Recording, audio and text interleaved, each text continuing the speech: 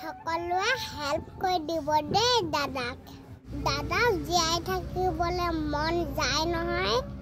দাদাই যিমান পাৰে হেল্প কৰি দিব দেই আপোনালোকক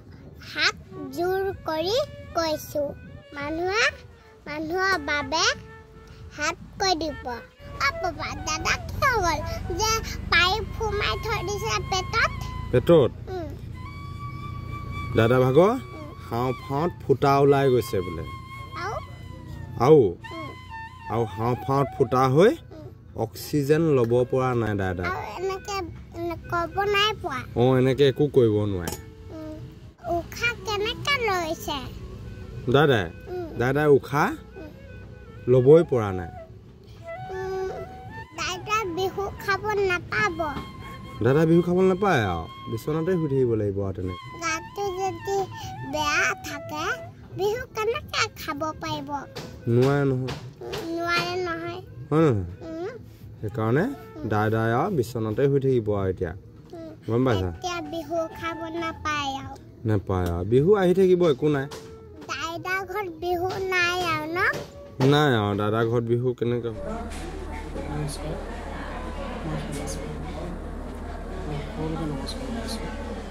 আজি প্ৰায় 3 মাহ ধৰি মই ডিব্ৰুগড় মেডিকেলত স্পেচিয়েলিটি হৈ আছোঁ কিছুমাতে নিউমনিয়া হৈছিল তাৰপিছত নিউমনিয়া হ'ল পৰীক্ষা নিৰীক্ষা কৰাৰ পিছত লাঞ্চত টিবি হ'ল বুলি ধৰা পৰিলে আৰু টিবি ওপৰত মোৰ এই লাঞ্চ ফুটা হৈ গ'ল আৰু সেয়েহে উশাহ নিশাহ 3 দিন উশাহ নিশাহ ল'ব পৰা নাছিলোঁ অক্সিজেন মাস্ক ব্যৱহাৰ কৰি আছিলোঁ দেখিছে আপোনালোকে এইটো হাওঁফাওঁটো বেয়া হৈ গ'ল কাগজ দিছে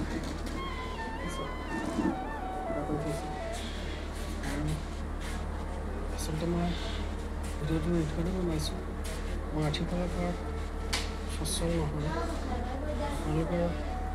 সহায় আৰু সহযোগিতা বিচাৰিছোঁ এই বৰ্ণিল বেগৰ জৰিয়তে মোৰ যাতে জীৱনটো মোৰ কাৰণে প্ৰিয় নহয় মই যাতে জীয়াই থাকি কিছুমান কাম কৰি যাব পাৰোঁ গছপুলি পাওঁ ৰুই আছোঁ বহুত গছপুলি ৰুই নাজানো অকস্মাতে কিবা এনেকুৱা হ'ব মই সাধাৰণতে বেয়া বস্তু নাখাওঁৱে কিন্তু কি কাৰণে এইটো হ'ল নাজানো আশীৰ্বাদ কৰিব মই যাতে সুস্থ হ'ব তাকে আপোনালোকৰ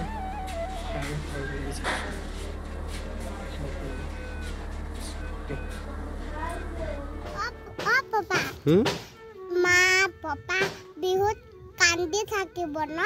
কা ভাগ যে দাইদা হ'ব দাদা ভাগ কি কৰিবা উপায় নাই নহয় এতিয়া বছৰেকৰ বিহুৰ দিনাখন জীৱনটোহে ডাঙৰ বস্তু আমি যদি জীয়াই নাথাকোঁ বিহু আৰু পিঠাৰ কথা চিন্তা কৰি কিবা লাভ আছে জানো নাই নহয় হয়নে নহয় সেইকাৰণে আমাৰ জীৱনটো অতি মূল্যৱান বস্তু আমাৰ জীৱন থাকিলেহে আমি যিকোনো কাম কৰিব পাৰিম যিজন ব্যক্তিয়ে আনৰ বাবে অক্সিজেন যোগান ধৰি আছিলে আজি কেইবছৰমান ধৰি এই যি ফেমাছ ফুকন বোলা ব্যক্তিজনে বহুত ঠাইত বহুত গছপুলি ৰোপণ কৰিলে যিহেতু আমাক অক্সিজেন বহুতেই প্ৰয়োজন আনৰ বাবে অক্সিজেন যোগান ধৰোঁতে শেষত নিজৰ হাওঁফাওঁৱে অক্সিজেন যোগান ধৰিব নোৱাৰা অৱস্থাত আজি এই ফেমাছ ফুকন হ'ল মৰাণৰ নাহৰতলীৰ এজন যুৱক যিজন যুৱকৰ আৰ্থিকভাৱে তেখেতৰ একেবাৰে জৰাজীৰ্ণ আৰু সেয়ে তেখেতে ফোন কৰিলে যোৱা ৰাতি যিহেতু আমাৰ বৰ্ণিলৰ যি অসহায় ব্যক্তিক আমি সহায় কৰিবলৈ চেষ্টা কৰিছোঁ আৰু ওচৰলৈ গৈ আমি একো কৰিব পৰা নাই আপোনালোকে গম পাইছেই ওচৰলৈ গৈ আমি একো দিব পৰা নাই একো কৰিব পৰা নাই কিন্তু দূৰৰ পৰা আমি যি পাৰোঁ আমি সহায় কৰিবলৈ চেষ্টা কৰিছোঁ সেয়ে ফেমাছ ফুকনে আমাক যোৱা ৰাতি কল এটা কৰিছিল আৰু ক'লে যে দাদা এনেকুৱা তেনেকুৱা কথা মই একেবাৰে শেষ মুহূৰ্তত আছোঁ আৰু শুনি বৰ বেয়া লাগিলে আৰু তেখেতৰ পেজটো ফেমাছ ফুকন বুলি আছে আপোনালোকে চাৰ্চ কৰি চাব সকলোৰে বাবে যি ফেমাছ ফুকনে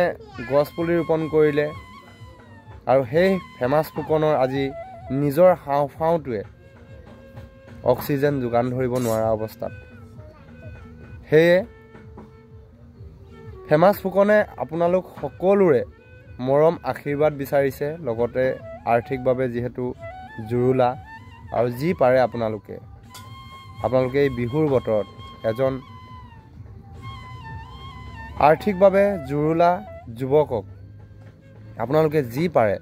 তাকেই আপোনালোকে দিব বুলি আমাৰ পৰিয়ালৰ তৰফৰ পৰা বিনম্ৰ অনুৰোধ যিহেতু বছৰেকৰ বিহুটোত বেচেৰা আজি হস্পিটেলৰ বিচনাত চটপটাই থাকিবলগীয়া হৈছে আৰু যে মাকৰ কি যে অৱস্থা হৈছে বা ঘৰৰ পৰিয়ালৰ কি যে অৱস্থা হৈছে সেইখিনি আপোনালোকক নুবুজালেও হ'ব চাগে কিন্তু দুখ লাগিছে এজন সমাজকৰ্মী যিজন যুৱকে আজি ৰাইজৰ বাবে অইন একো কৰিব নোৱাৰিলেও গছপুলি এটা হ'লেও ৰোপণ কৰিছে বাৰু আপোনালোকে বিবেচনা কৰি যি পাৰে যেনেকৈ পাৰে যিমান পাৰে আপোনালোকে এই ফেমাছ ফুকনক মৰাণৰ নাহৰতলীৰ যি সাধাৰণ এটা পৰিয়ালৰ যুৱক আৰু তেখেতে আমাক সকলো অসমবাসীক প্ৰত্যেককে ক্ষুদ্ৰমান সহায় বিচাৰিছে আৰ্থিকভাৱে সহায় বিচাৰিছে আৰু সকলোকে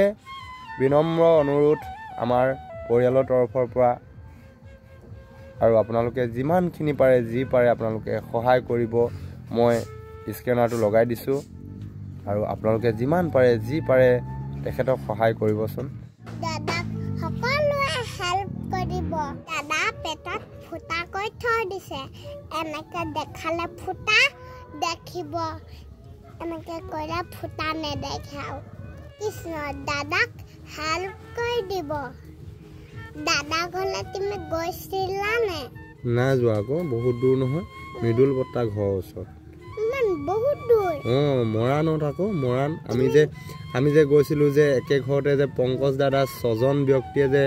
চকুৱে নেদেখে যে আমি গৈছিলোঁ যে এইটো উলিয়াই বেলেগ এটা ভৰাই দিব লাগিব ন কি চকু দাদা ভাগ পাৰিবা তুমি নোৱাৰো ভগৱানেহে পাৰিব হয় নি ডক্টৰেহে পাৰিব চকু লগাব আৰু বেজি ঠেককে মাৰি দিলে ন যে মাৰি দিলে দাদাক হয় নি আজি 3-4 মাহ ধৰি ICUত থাকিলে 2 মাহ আৰু গম পায় আপোনালোকে কিমান টকা খৰচা হয় এটা পেচেণ্ট ICUত থাকিলে মানে আমাৰ দৰে সৰু পৰিয়াল এটা ICUত থকা বৰ কঠিন বুলি আমি ভাবোঁ যিহেতু সকলোৱে গম পায় হস্পিটেললৈ এজন ৰোগী যেতিয়া ভৰ্তি হয় তেতিয়া কিমান টকাৰ প্ৰয়োজন হয় সেয়ে জীৱনৰ প্ৰত্যেকৰে